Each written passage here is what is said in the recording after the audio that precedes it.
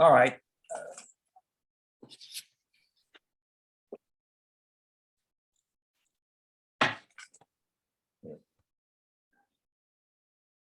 Got it. Okay. Well, I want to welcome everybody to this Bagel U class about Martin Bouber.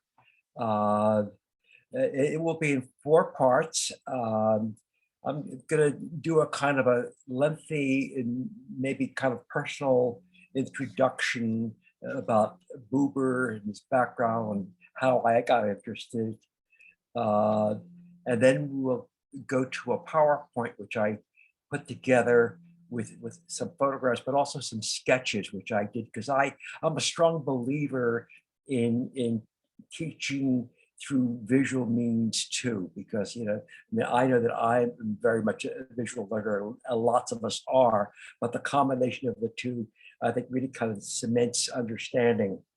And then we'll have a YouTube video, which I found, which really capsulizes me very tightly in the space of like 9 or 10 minutes, Bouber's I Thou, message, followed by discussion. We've got a nice, interesting list of discussion questions that we can go through. But first, I wanted to ask everyone, how familiar is this name, Martin Bouber? I mean, who has not heard of Bouber before? And if you have, where did you hear about him? Was it a philosophy class? Was it religious class? Was it Judaic or non-Judaic? And any comments? I mean, I'm willing to raise that question right now, just so that we know what our starting point is.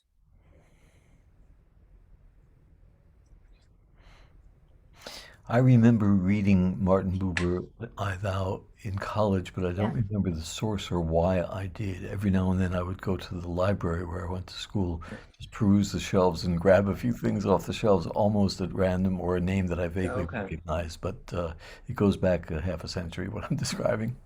I see where Susan made a comment about in a religious class, was it? You said, I just came up, flashed real quickly on the yeah, hi, religious class, but also psychology classes. Yes.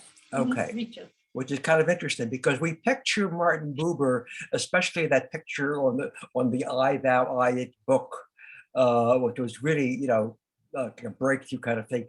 This like gray hair, gray bearded rabbi looking type of guy. And I see Scott has commented. You haven't read it.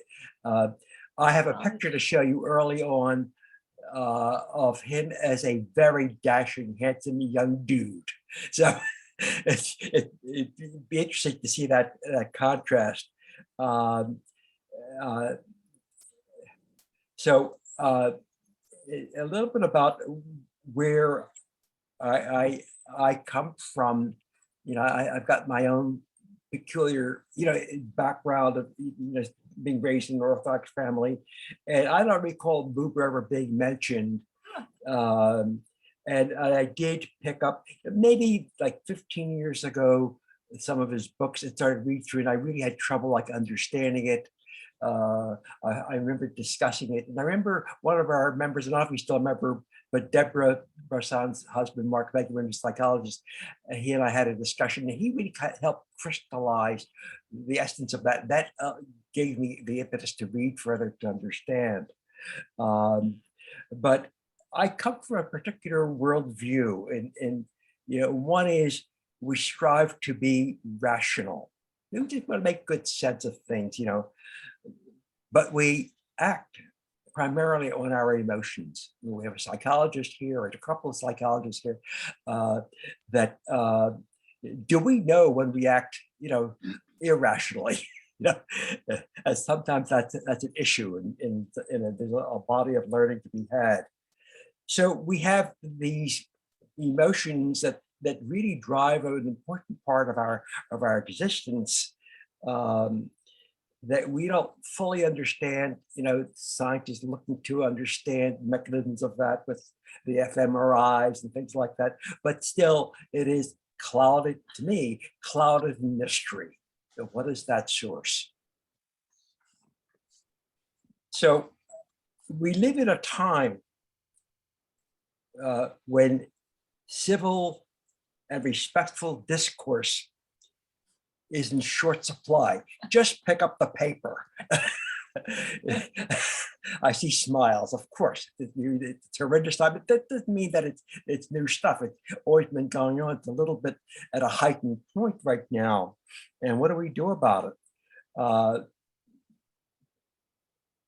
The problem is understanding these issues of rationality versus emotionality.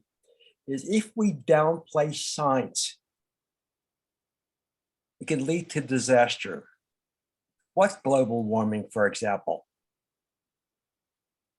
Now, but if we downplay emotions, we really miss critical experiences. Like, it's like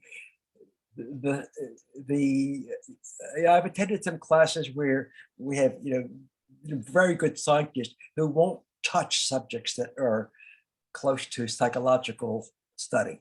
So that's not quite science, But we may be at the end of knowledge. We try to understand the best that we could possibly grasp, but the edge of knowledge is like, the edge of science.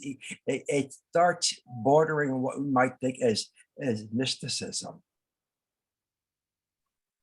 So now Martin Bouber kind of lived in that world. And he made contributions to sociological insights. He was recognized by leaders of many faiths. He's probably more valued by Christian leaders than Jewish leaders. But I think his contribution to humanity, to me, is enormous. Now I will read you a quote by Martin Luther King. He cited Bouber as an influence, stating in his letter from the Birmingham jail that, quote, segregation substitutes an I-it relationship for an I-thou relationship and ends up relegating persons to the status of things.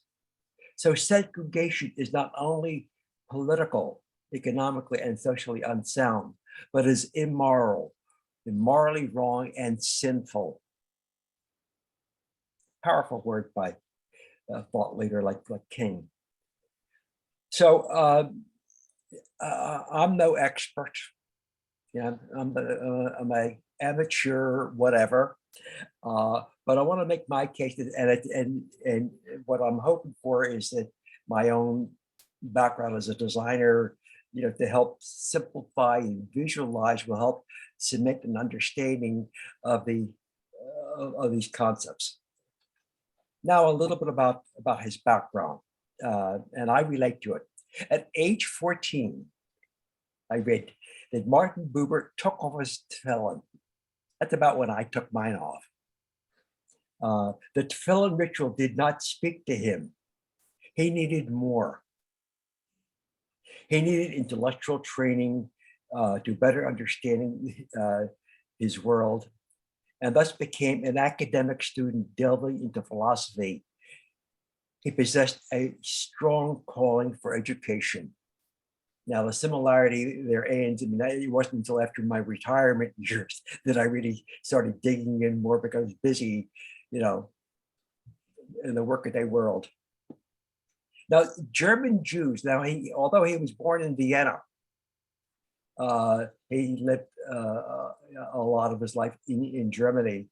They enjoyed a privilege of education not available to Jews in other countries. And of course, the Enlightenment captured the imagination of German Jews, but it posed a threat to tradition. There were actually some German rabbis and scholars who led an area that is called scientific Judaism, and where they really kind of discounted mysticism and emotionalism as an effort to make Judaism philosophically explainable. I mean, they really wanted to discount mysticism, but make a rational explanation.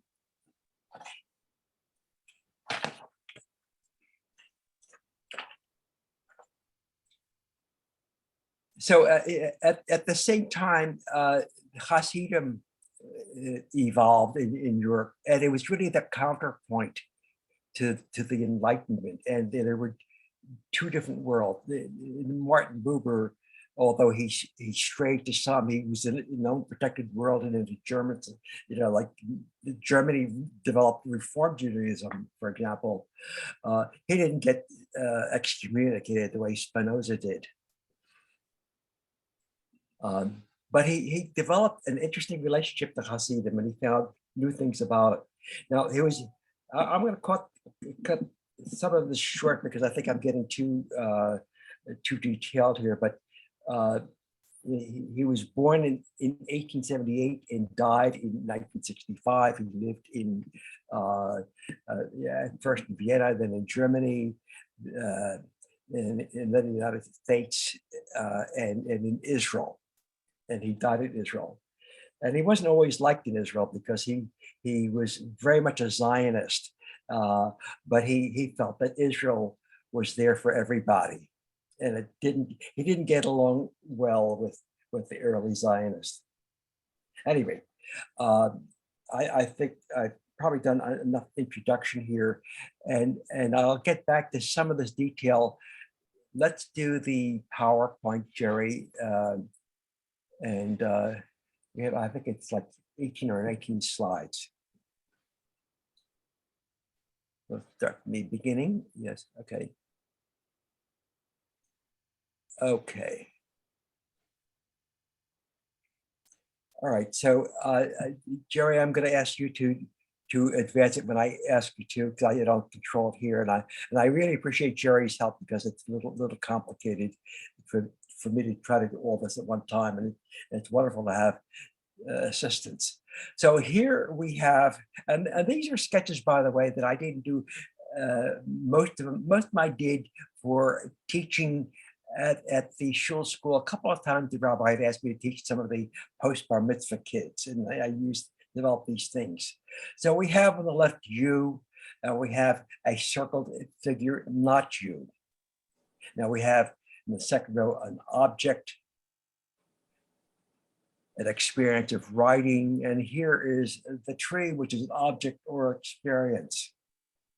We could be attracted or we could feel indifference. Next slide. So when we have a monologue, we've got you and the not you, and it's one direction.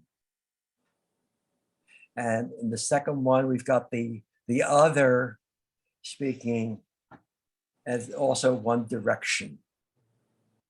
If you have a conversation, it is a two-way street. Next slide, please, Jerry.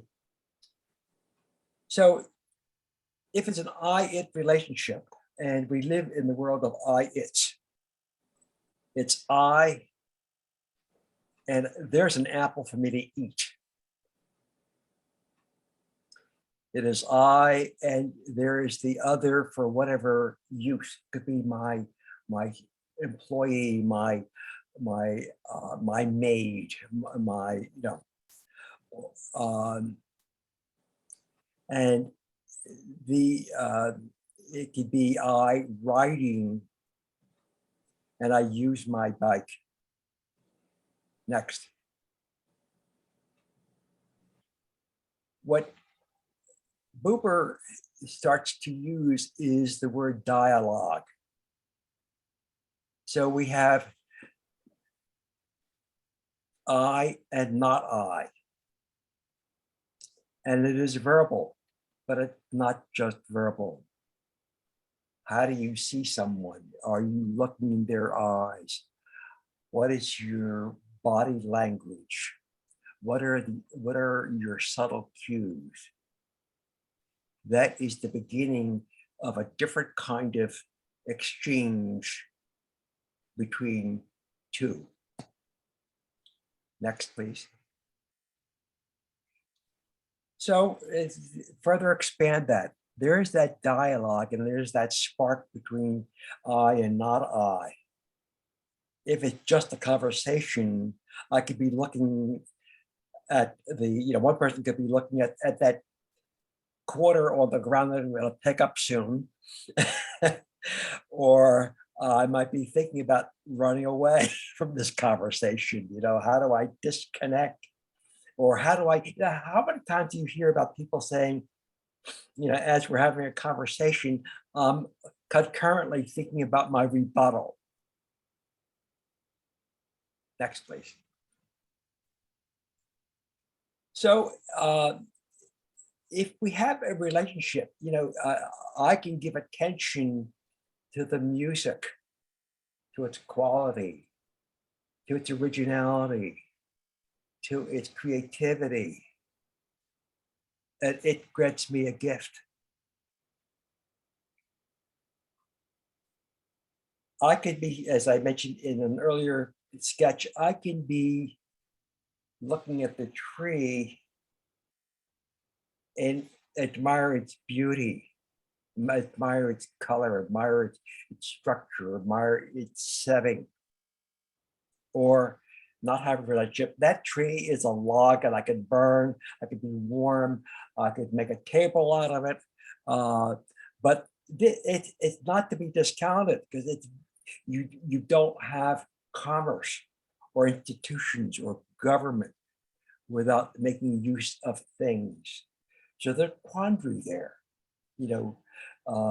If we have lots of its, when do we draw the line and separate it from it being just utilitarian worth, as opposed to it being something with which or with whom you have some kind of relationship? Next, please. So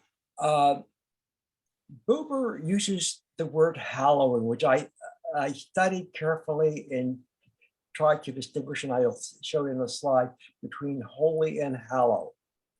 So my iPhone, I never let go of, because I hallow the damn thing. It's something that I've gotten to the point where I can't live without it, and it's important to me, and it's almost sacred, or in a way, it's metaphorically sacred. It's like I show it with angel wings, and of course, mother has to have angel wings if you've had a good mother.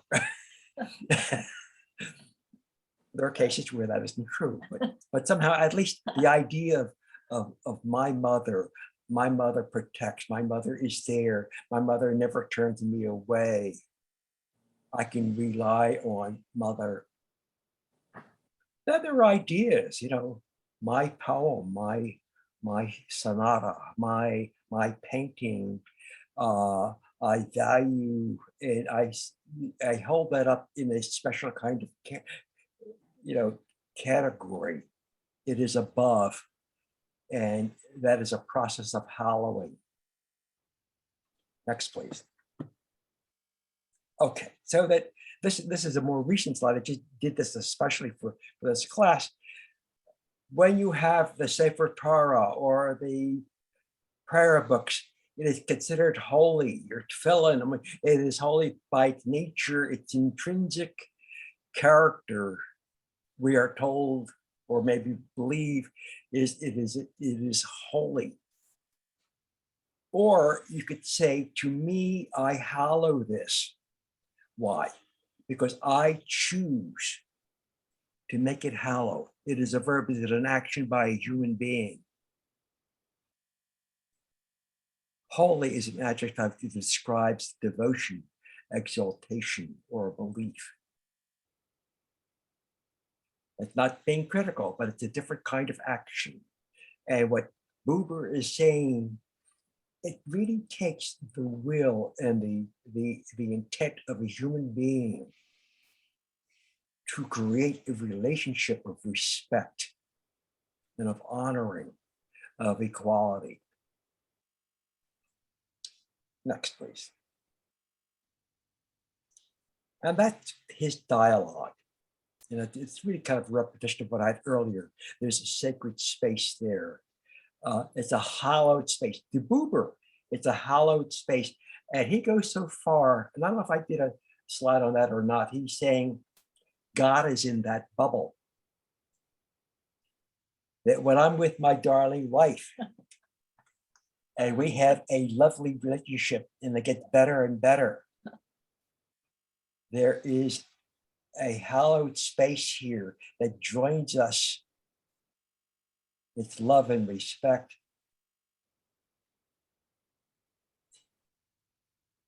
Maybe there's God in it.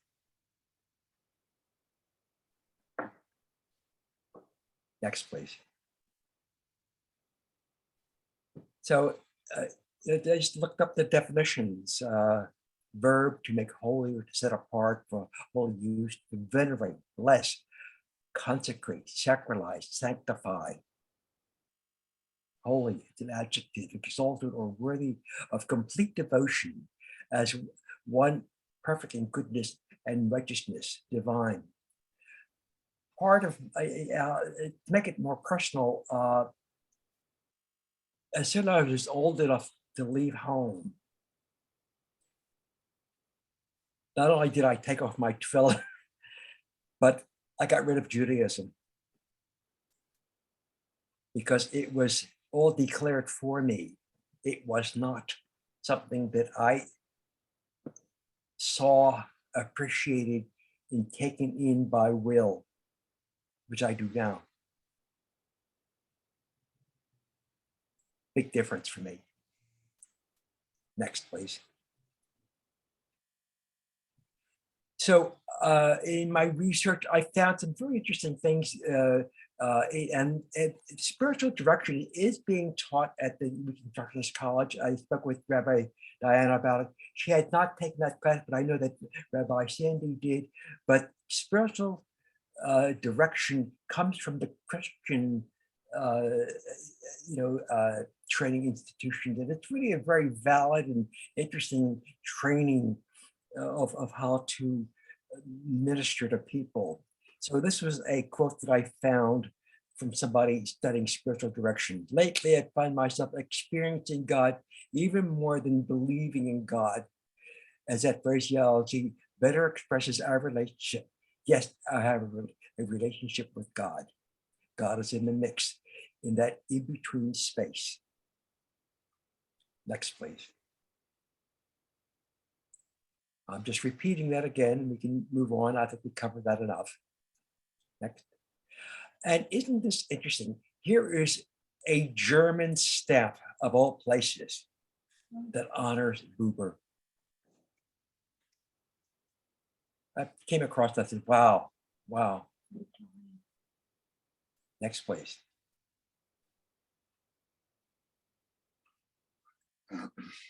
Oh, we will get into this later, and we will have some more discussion soon.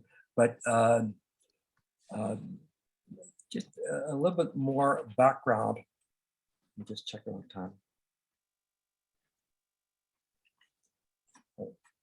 Now I can add a little more about his background.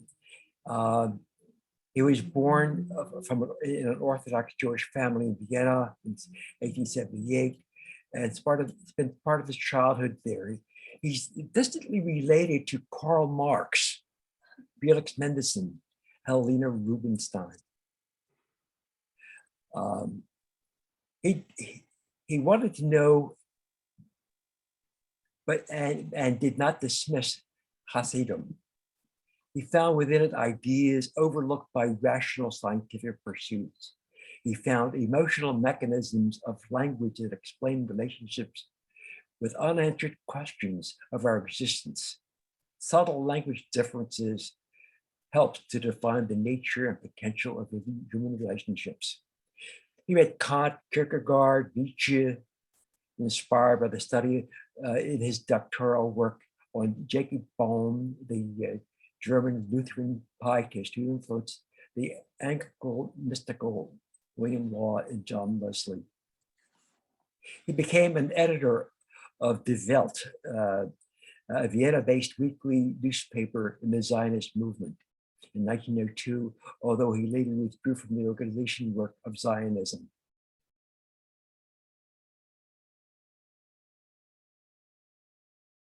Bouber, evocative, sometimes poetic writing style has marked the major themes of his work. The retelling, one of his books is where he retells Hasidic tales, which I really found quite interesting. I have a copy of it. I've glanced through it. You haven't really read it thoroughly, but biblical commentary and metaphysical dialogue. Though the Zionist movement had attracted him for social and spiritual enrichment, he also admired how Hasidic communities brought their religious beliefs into their daily life and culture. And he published collected stories of two Hasidic founding figures, Rabbi Nachman of Broslav and the Baal Shem Tov.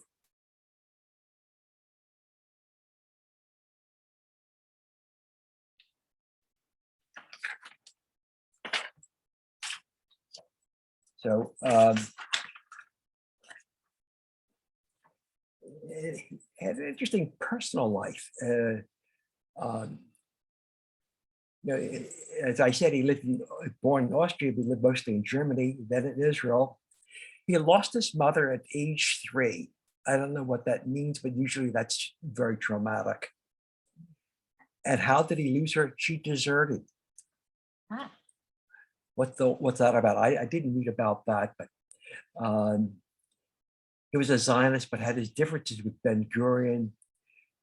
He was always interested in adult education. I did read a fair amount of how in Frankfurt, he and Franz Rosenzweig formed a school for learning for adults in Frankfurt that lasted for years.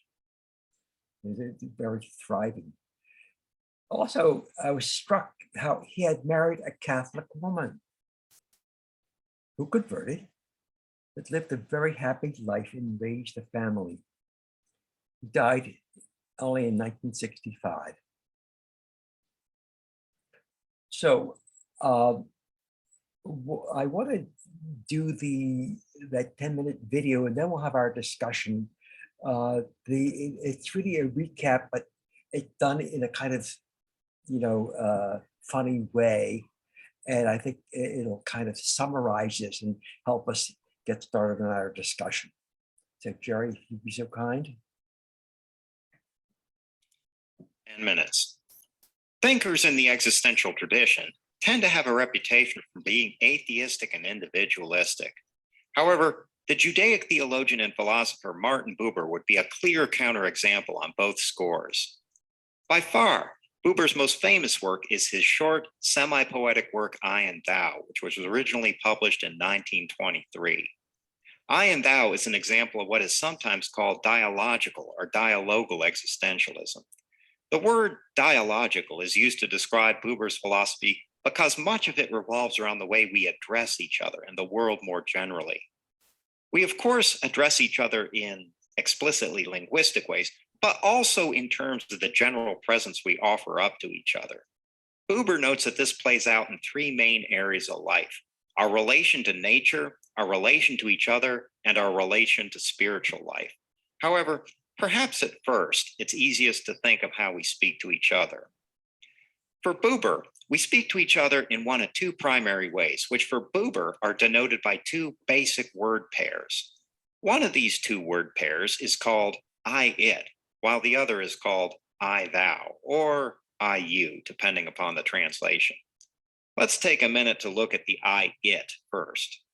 The I-it refers to a predominantly objectifying way of addressing another person, addressing and treating someone as we would any other object, any other it.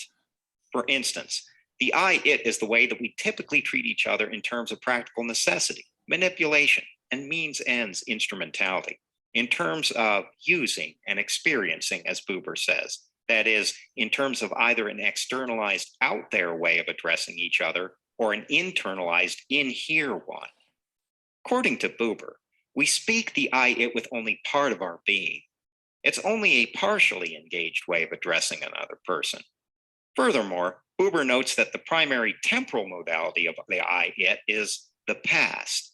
In other words, it's a way of treating each other governed mostly by things like what we know about the other person from our past experience, as well as our own past habitual patterns of interaction. One way of recognizing the I-it in our lives would be to think about how frequently we try to objectify each other in our everyday interactions. Isn't the unpleasant truth that a lot of the time our interactions with each other are basically about trying to get the other person to do what we want him or her to do? Basically about trying to manipulate the other person's behavior in light of what we know about that other person from our past experience, in much the same way that we manipulate objects. Most of the time, we aren't really acknowledging each other's deep humanity. The unpleasant truth is that most of the time, we're just trying to use each other to get what we want. In contrast, the I-thou has to do with what Bouber calls relation or encounter. This has to do with first being completely present to another person rather than only partially engaged. It also has to do with addressing each other with a sense of mutuality, reciprocity, with recognizing and affirming the other person's full humanity with our full humanity. Here, the primary temporal modality is the spontaneously unfolding present rather than the past. The I-thou happens in the here and now rather than in the there and then. For Bouber, the I-thou is important in our lives for many reasons. First, experiencing the I-thou is one of the most precious parts of our human birthright. Furthermore, the I-thou is the locus of all genuine creative activity, all genuine spirituality, and all becoming and transcendence. Basically, for Bouber, there is no such thing as growing as a human being all on our own, at least not in any deep way. All moments of genuine growing and becoming require a thou. In other words, they unfold between people rather than within or outside of people. Moments of transcendence basically occur in the unpredictable fluxion of genuine, fully engaged relation with each other. For Bouber, one of the main markers of whether we're in an I-it or I-thou mode is how we use the word I, which Bouber regards as a kind of shibboleth or touchstone for the way we're addressing the world. On one hand, the I-it way of using the word I more or less maps onto the egoistic sense of self that we're often operating from. By way of contrast, Bouber points to the very unegoistic way Socrates, Goethe, and Jesus use the word I, basically as an expression of an I-thou relation.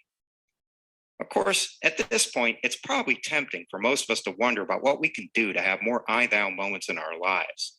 However, as Bouber points out, I-thou moments do not arise out of willful activity alone. First, the opportunity to experience I-thou arises from grace, which is a kind of givenness that occasionally presents itself in our experience. But then, we also have to choose to enter into the I-thou experience willfully, by choice. In other words, the I-thou requires both will and grace. It beckons to us, but we must also choose to enter into it. As Bouber puts it, the relation is election and electing, passive and active at once. So perhaps the best thing we can do is to allow ourselves to become more sensitive to potential I-thou moments and to cultivate the courage to enter into them when they happen. Of course, as a theistic existentialist, Bouber is also vitally concerned about our relation to God. In I and thou, he employs various metaphors for God, such as the center and the face. However, his most common way of referring to God is the eternal thou, where, as he says, the parallel lines of relation meet. For Bouber, every particular I-thou experience we have also makes at least an indirect reference to the eternal thou. Consequently, even self-proclaimed atheists who experience the I-thou in their lives are living in relation to God. In fact, much more so than self-proclaimed theists who have little or no I-thou experiences. Consequently, for Bouber, our spiritual lives aren't so much about what we proclaim, but about whether we live in relation or not. Of course, with respect to God, the relation par excellence takes the form of prayer, of addressing God directly. In much the same way that we can address each other as an it or as a thou, so too can we address God in either one of these two ways. However, prayer that takes the form of trying to objectify God, to get him to produce good things in our lives or withhold bad things, for instance, isn't actually prayer at all, but just a form of objectifying manipulation, a way of addressing God as an it, rather than standing in relation to God by addressing him as a thou. Similarly, attitudes toward God that stray out of relation into either an overly externalized form, such as God is all, or an overly internalized form, such as God is within me, similarly miss the mark. As Bouber puts it, you need God in order to be, and God needs you for that which is the meaning of your life. Relation with God is about mutuality. However, Bouber also comments on various aspects of our social being. His main thesis here is that our increasingly industrial and technological way of life is heralding an unprecedented proliferation of the I-it at the expense of the I-thou. For instance, in our world, knowledge has become mostly about debating and accumulating correct concepts, which have value only insofar as they further our master I-it project of conquering the world. Art and aesthetics have become mostly about evaluating constituent factors or simply about making money. Teaching has become mostly about imparting knowledge about how things are or how they ought to be, especially with respect to distributing grades, rather than about helping students learn to take a stand in relation. Similarly, Bouber finds an unprecedented proliferation of the I-it in many other domains of our collective lives, in the economy, in politics, in the work world, etc. But although our social and cultural lives are leading us ever more away from the thou and into the domain of it, he speculates on the possibility of what he calls the return. That is, the possibility of returning to the I-thou as our primary way of addressing each other in the world. What is required for such a return to the I-thou is, as Bouber says, to call the incubus of the world of I-it by its true name. In other words, to call it exactly what it is, an imbalance on our relation to life that short circuits our chance to experience real relation, real transcendence, and real spirituality. According to Bouber, the main impediment to effecting this sort of return is a kind of capriciousness that runs through our time. As he puts it, the capricious man does not believe in encounter. He does not know association. He only knows the feverish world out there and his desire to use it. To move more in the opposite direction, that is, toward the I-thou, Bouber claims that we need to sacrifice our little will, which is unfree and ruled by things and drives, to our great will that moves away from being determined to find destiny. In essence, our greatest enemy in this life is the small selves that we usually think we are. All in all, Bouber's philosophy amounts to an incisive critique of some of the systemic imbalances and pathologies that run through our modern world. But he also offers up the paradigm of a powerful and compelling alternative to them. Perhaps in the final analysis, the central question of Bouber's philosophy is whether in our modern technological way of life that so much draws us further and further into the world of it, we can nonetheless find within ourselves the sensitivity to detect the opportunity to enter into real relation with each other, and then the courage to actively do so. A question that plays out across our lives both individually and socially too. And that's Bouber in 10 minutes. Thank you, Jerry. As you can see that this source is probably a Christian source. They use the word grace, which is really not normally used in Judaism. I mean, it still has good meaning, and you can understand that. I would choose a word like transcendence, which is more Eastern philosophy kind of thing. There are probably other words that are more applicable. I don't know, but we could start discussing this in general in the time that we have left.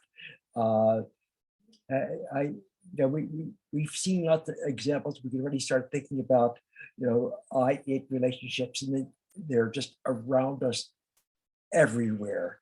And as the video is saying, how do you emerge from that? How do you snatch back some better human relationship kind of life, as opposed to everything is utilitarian? So there, I've thought about how this is.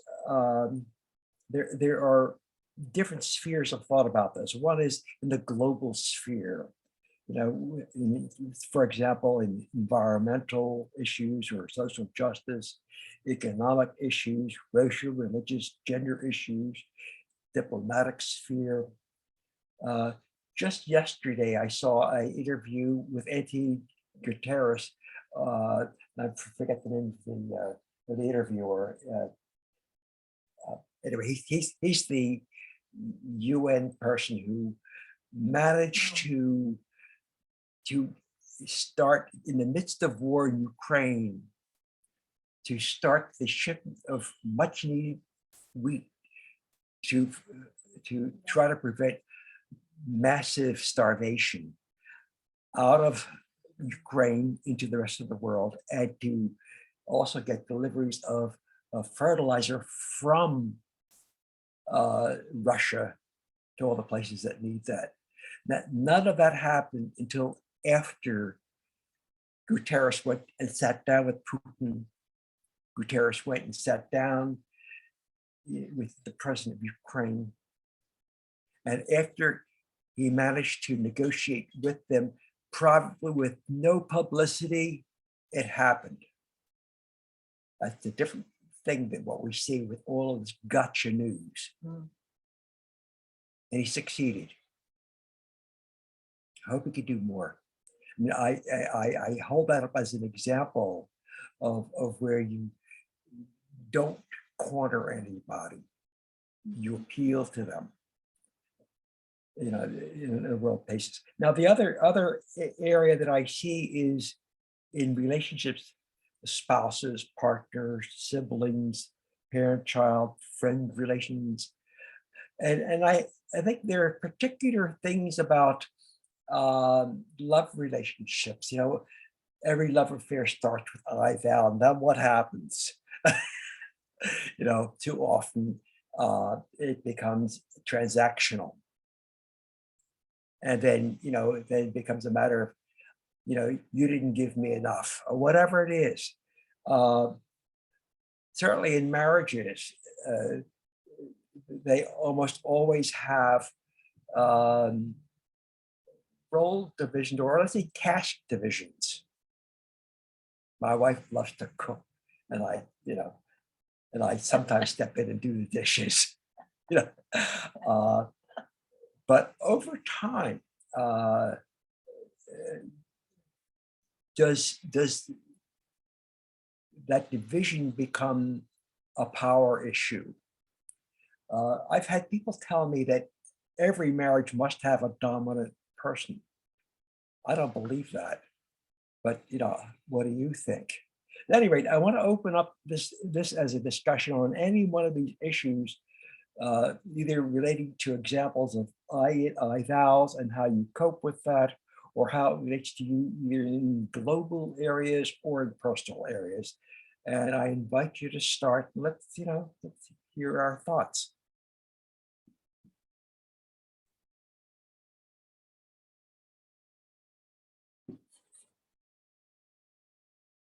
Well, any unusual examples of it's that gnaw at you? Yes, Susan, I unmute. Yeah, more of a question. Okay, and just wondering, a little bit of clarification. This is such a wonderful presentation. I so appreciate all of this, truly. On the issue of spiritual direction, I would love a little clarification. That happened to be something I was really drawn toward. And so is the idea that as well as the experience, right? A spiritual experience, sort of an incursion of God, or, you know, that moment. What were we saying about, you know, Bouber? Would he be less so because that's more of a mystical experience to say, God is here? Or is he saying that it's your allowing the accessibility, right? Allowing that experience to manifest as a spiritual experience? That is the choice piece of it. That's the I thou part. I was just a little. Well, I'm not sure that I'm qualified to really answer that. Anybody else could jump in, but you know, my feeling is that if you open out the I thou it, or to allow even spirituality to come into situations that are puzzling or difficult or troubled, that it's really a psychological tool that you can transcend difficulties by gaining a broader perspective. We still have water here and electricity, not but in Pakistan they're flooded and there's like no way out. So if I allow myself to feel gratitude, and one of the things that Bouber teaches is we can be grateful and awed every day. And if you allow that kind of thinking, you could be less sorry for yourself and move on. Does that make sense? Well, yeah, because I think one of the essential questions in spiritual direction is, where is God in this? Where is God in this experience? It's one of the levels of inquiry in that process. Or maybe to use his term of hallowing, am I ready to hallow this situation? And I choose to make sacred my living experience. As opposed to saying, the rabbi said, or the bishop said, or the guru said. So in that way, it is directly an I thou experience. But were you saying, though, he was also somewhat questioning the Hasidic experience, right? No, which is a personal. He wasn't questioning it. He actually found wonderful things. Hasidim was being questioned in his environment by the so-called scientific Judaic ideas, or that the scientists who say we need proof and evidence. We're not going to find hard proof. We have to choose this issue. Thank you. Thank you.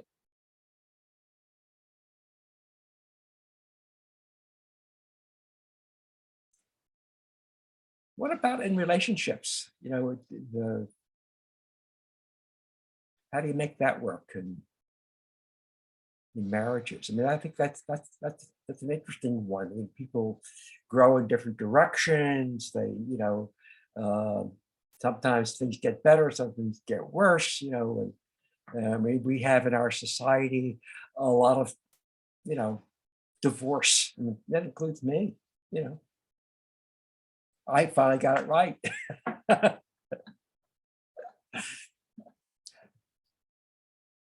I think it's a choice situation there in a relationship. One chooses to embrace or ignore, or detest, or love. I mean, sometimes it's in response to something that happens, but I think in each situation, you have a choice on how you're going to respond. And that's exactly what he describes as hallowing. Yes, Scott. I think of the idea of always having a stance of bending toward the other is something that I've been thinking about that for a long time, and kind of going back to some of the other things you were talking about, the idea of everything is sacred. And being able to discern rather than condemn, because we judge everything. Everything gets judged. It's how we survive. And if we lean towards a discerning judgment versus a condemning judgment, that lets us still hold everything as sacred. Yes. Very good.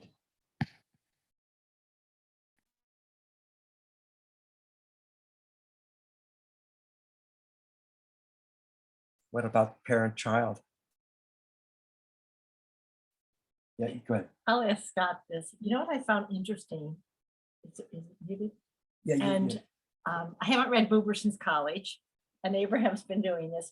His mother passed away when he was 3, Scott. How do you feel that would have affected his life? Not passed away, she left. She left. Well, God. Abandoned. Yeah, it's God even worse. abandoned him. Yeah. One might be searching for meaning for the rest of their life. Right. So- Yes. And it becomes a gift to us, doesn't it? Right. The defense becomes the profession. Yes. I mean, in my own personal experience, I've become a devourer of Judaic knowledge over the past 20 some years, 20, 30 years, whereas I completely dismissed it for 45 years. Why? I mean, I really didn't want it, and I was excommunicated. So I said, what's going on here? What's this all about that it should be so harsh?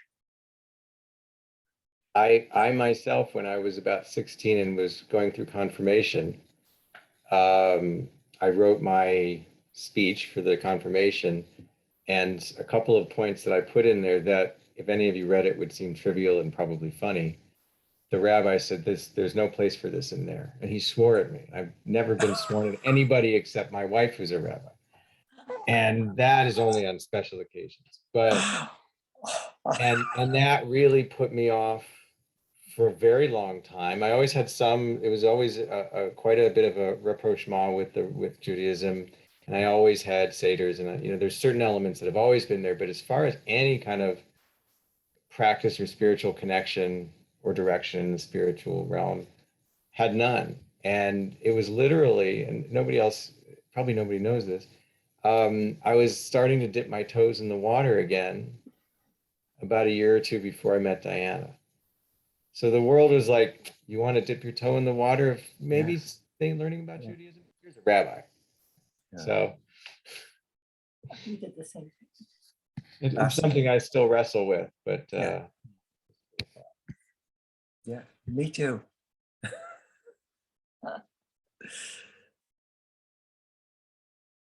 So there must be some thoughts. Can I just invite you to reflect? I Yes. have a question about how you consider an inner critic.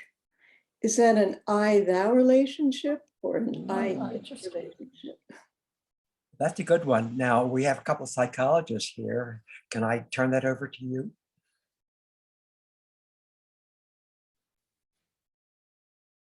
the other psychologist, I don't know.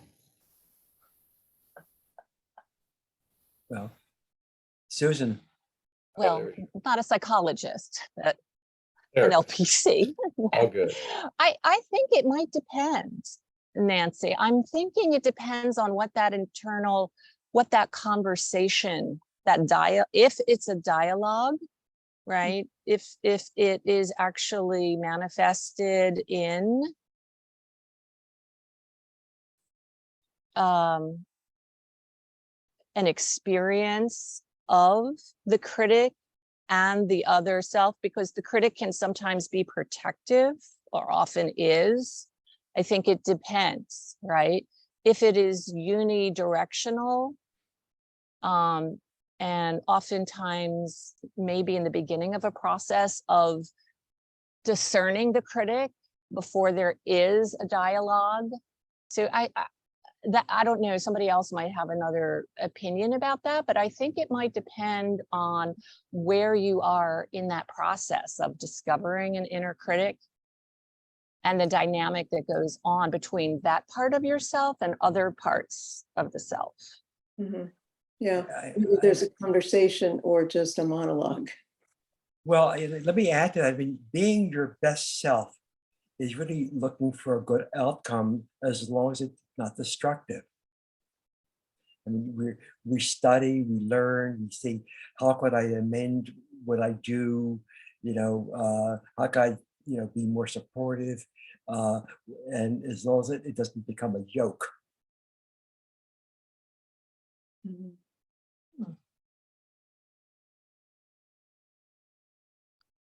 Anybody else? Any thoughts, Kirk? Any thoughts on your part? Or somebody had their hand raised? Susan? Oh. Well, I think Kirk was about to say, and then I'll go if there's time. Please go ahead. I will, but go ahead.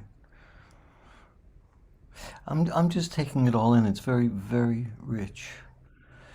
I mean, one of the things I experience in trying to bring my full self and be vulnerable and present in each communication with every person that I come in contact with, I often experience a kind of static in the air where first I'm getting used to that. Now, admittedly, I'm probably just hypersensitive as an individual. But I'm getting used to that person's tone of voice, their body language, their values, where they're coming from. I'm busy interpreting who they are, trying to figure out what I'm going to say in return. That's not even at a transactional level yet. That's just as simple. How am I going to communicate anything with this person and why? And why should I? Which I don't mean in a bitter or negative sense, but just what is the goal here? What are we trying to achieve? If it's a lovely, heart-to-heart, warm, loving conversation, you can almost feel that in the first 30 or 60 seconds with the person, whether you know them or it's a stranger on the street, you can feel the loving vibe so quickly. One of my personal pet peeves is when people interrupt. It throws me. It's partially because I'm old now and I have senior moments and I lose my train of thought, but even when I was younger and much clearer, getting interrupted bothers me. And I think, well, they're not listening to me very much. If they're busy interrupting me, they're not even getting what I have to say. And then I have a sort of why bother thing that kicks in. And I would love in my heart to bring God. I like that the gentleman, Scott, I guess, had said everything is sacred. I would love to live and believe that everything is sacred. And I kind of do in my heart. But to bring that into human communications, I often find annoying. It kicks up resentments and I become aggravated and feel a sense of futility. And I don't want to have that feeling. I want to be a much better person than that. I want to be much more forgiving, much more accepting. Anyway, everything I'm describing I can put under the overall rubric of static. It's all kind of static that gets in the way of the purity of the I-thou strivings. And I don't know. I throw that out for whatever it's worth. That's what's been Thank you. around my Thank you. mind as you ask. Susan? You Uh, wanted to? Ugh, No. I don't want to deflect from that moment, Kirk, because I thought that was so powerful. Thank you. I also was thinking, I think when Scott, when you were talking about, I'll just speak to my experience. I love and have for many years, maybe that's the only thing that stuck with me about Bouber, was between the I and thou is God, right? And that visual, right? That visual space even of love, even in hostile, difficult, challenging interactions, that if it's an interaction, that God is there. Maybe that's some of the static for me sometimes, but the visualization of God being there, almost as like a cushion also, right? You showed that one picture of like that, the explosion of the I and thou. I mean, that's how it looked to me, like an explosion versus really being in the present, which kind of softens and gives us all breath and space. So that's something that is very meaningful to me. The experience of God being between, whatever that experience is, that God is there. Yeah. We haven't heard from a few other people. I invite you just give some reactions to what do you think about this idea of these discussions, these notions. We live in such a utilitarian world of, making the numbers add up or, getting things done or whatever it is, that this is a departure from that.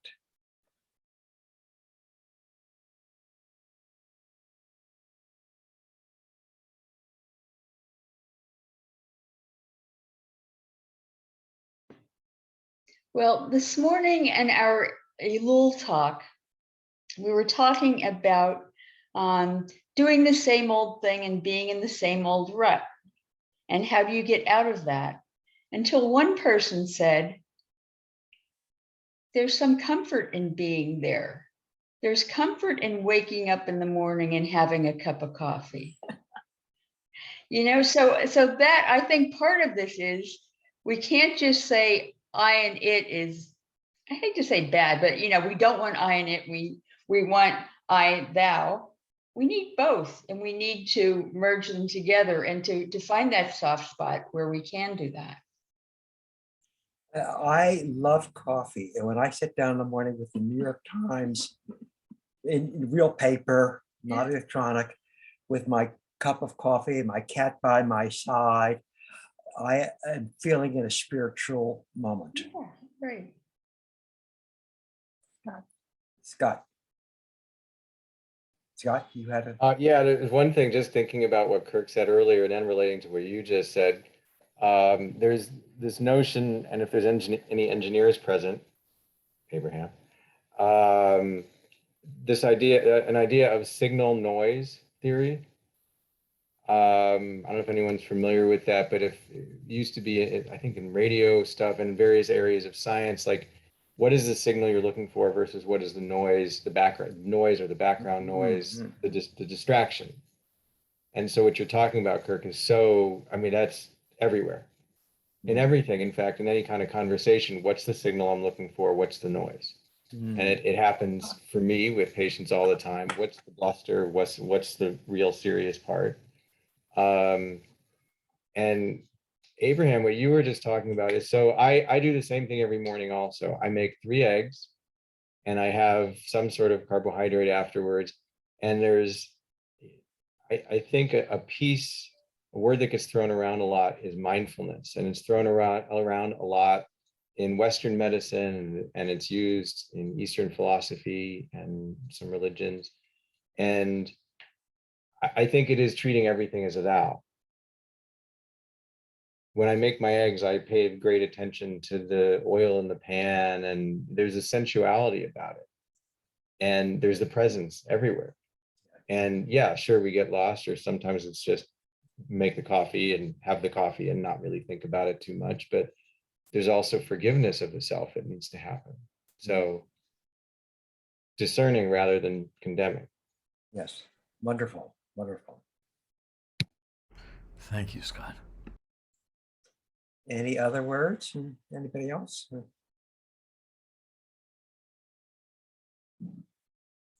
But it's 2:05. Any wrap up? We have like a new vocabulary here that we can apply to relationships or to ourselves. How we could live a more peaceful life. Yeah, I had one other thing I was thinking of, the word hallow. You change the A to O and it becomes hollow. Ooh. And Yes. then the idea of filling that hollow space, becomes a matter of choice. And with what do you fill it? Or do you fill it? Nancy, that's so powerful. I expect to get from you a poem between hallow and hollow.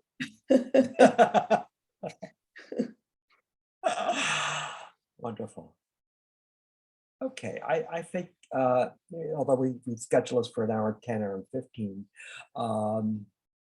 I thank you all for coming. This will be this is recorded and we will have it on our website. And Jerry, I thank you so much for being so supportive and enabling this to happen. And all of you are having a good, peaceful day. Thank you, Abraham, tremendously. Thank you all. Thank you. Thank you all. Thank you very much. Bye-bye.